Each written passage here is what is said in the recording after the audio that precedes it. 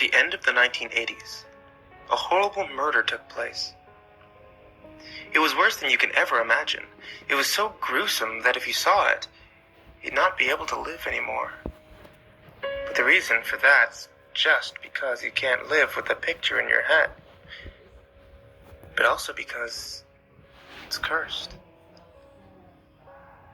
But allow me to describe the murder first.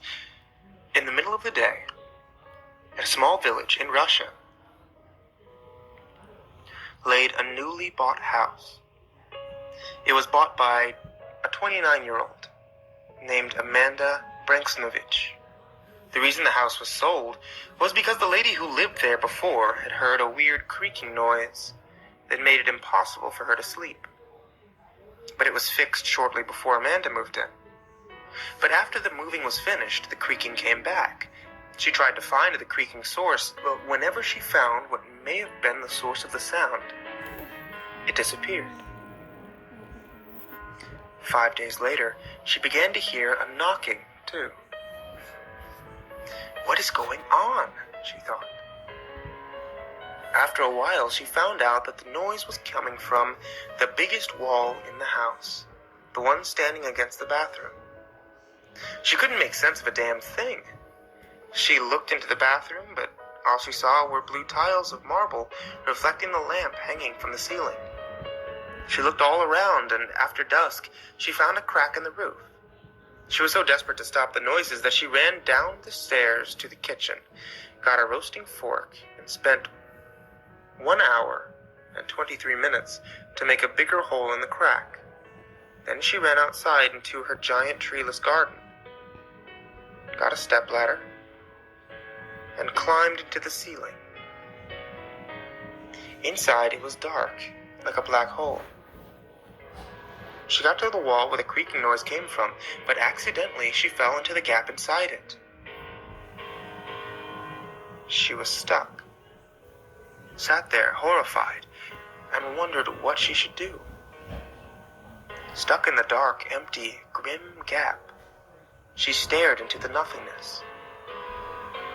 But then she heard a weak, hoarse, whispering laugh about 5 inches from the back of her head. She barely managed to turn her head around, but she wished she never did. It was a face in the middle of the dark. It was the face of a woman with red, blurry hair, unnaturally big, psychotic eyes, her head tilted to the side, and a mouth that was big and dark.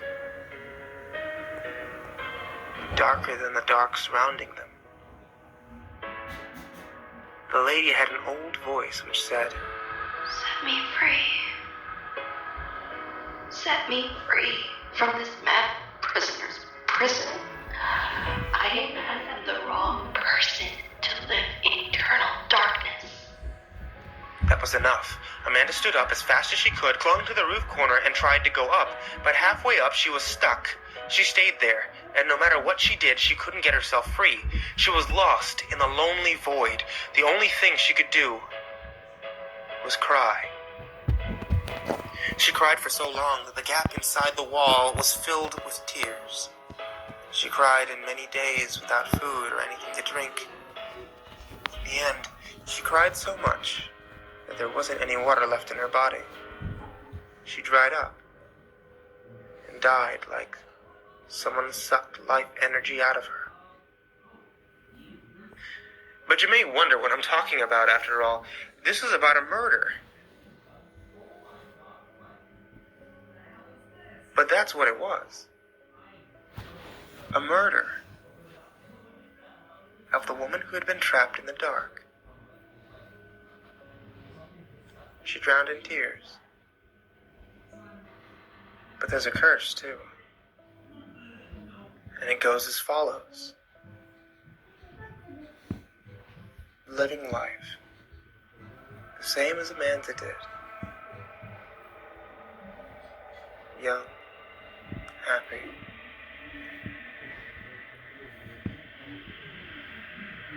but obsessive. You will, after seconds, hours, days, months, or even years, hear a weird creaking noise that will make it impossible for you to sleep.